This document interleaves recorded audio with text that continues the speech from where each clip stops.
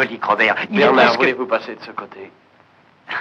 Philippe est ivre, Robert. Je suis sûr que vous ne prenez pas ces idées fixes et ces cauchemars au sérieux. Bernard, je suis là. Et je suis effrayé aussi. Je ne peux plus jouer la comédie davantage. Qu'est-ce que vous allez faire? Oh, ce n'est pas que j'y tienne, mais je voudrais savoir ce qu'il y a dans le coffre. Mais vous êtes fou, Robert. Je l'espère. Du fond de mon cœur, je veux espérer que je suis fou. Robert, ça n'a rien à voir avec vous. Il faut que je regarde. Il y a dans ce coffre. Très bien. Allez-y et regardez. Je souhaite que le spectacle vous plaise.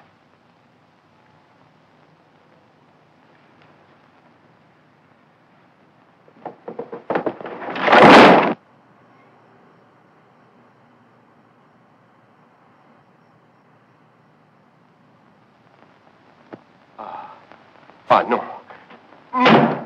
Robert. Je ne pouvais croire que c'était vrai. Robert, je vous en prie. Me priez de quoi? Écoutez-moi, écoutez seulement, que je m'explique. Expliquez, croyez-vous pouvoir expliquer ça? Oui, à vous je le peux, parce que vous nous comprendrez. Je comprendrai. Robert, vous vous rappelez la discussion que nous avons eue avec M. Kentley? Rappelez-vous ce que l'on a dit. La vie des êtres inférieurs n'a aucune importance. Rappelez-vous ce qu'on disait, ce qu'on a toujours dit, vous et moi. Que tous les concepts moraux du bien et du mal, du vrai et du faux, n'ont aucune valeur pour les êtres supérieurs, intellectuellement parlant. Vous vous en souvenez, Robert? Oui, je me rappelle. Eh bien, c'est ce que nous avons fait, Philippe et moi. Nous n'avons rien fait de plus. Nous avons mis en action notre conviction commune.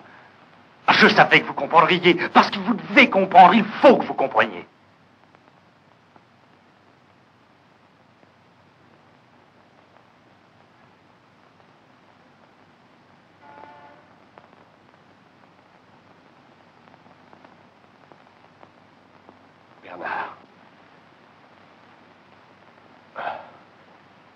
Bernard, jusqu'à ce moment même, ce monde et tous les êtres qui l'habitent avaient été obscurs et incompréhensibles pour moi. J'avais essayé de me frayer un chemin grâce à la logique et à la pure intelligence. Vous m'avez jeté mes propres paroles en pleine figure, Bernard.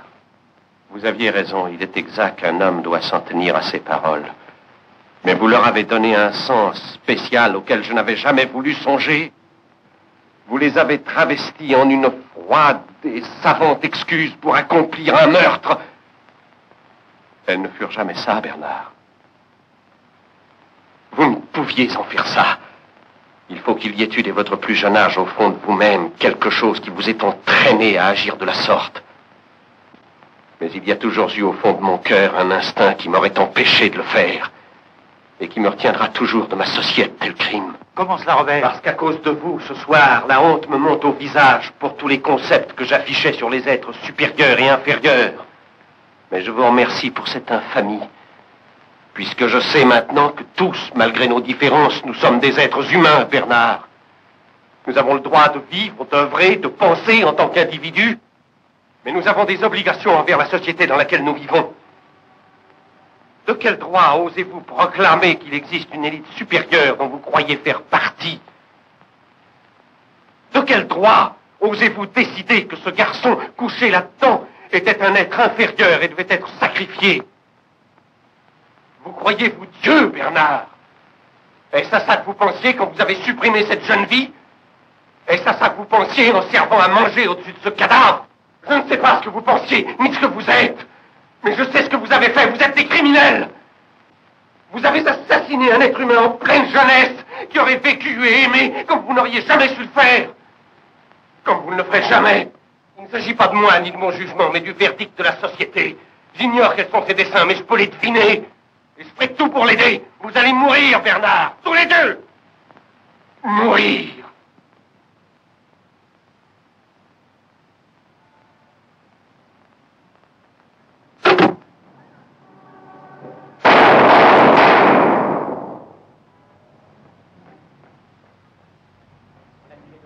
C'est dans cet immeuble, carrément.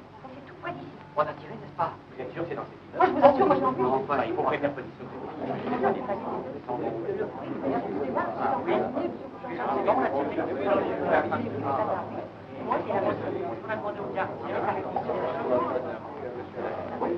Est-ce que quelqu'un a appelé la police?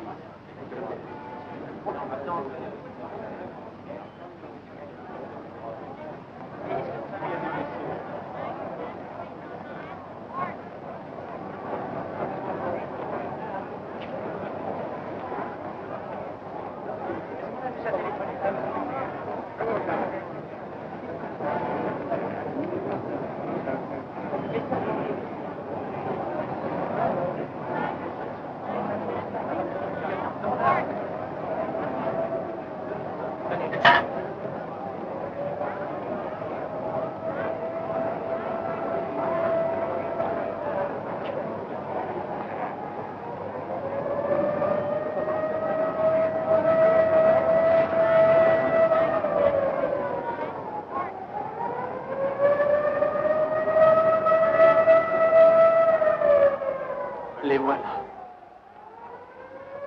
C'est fini.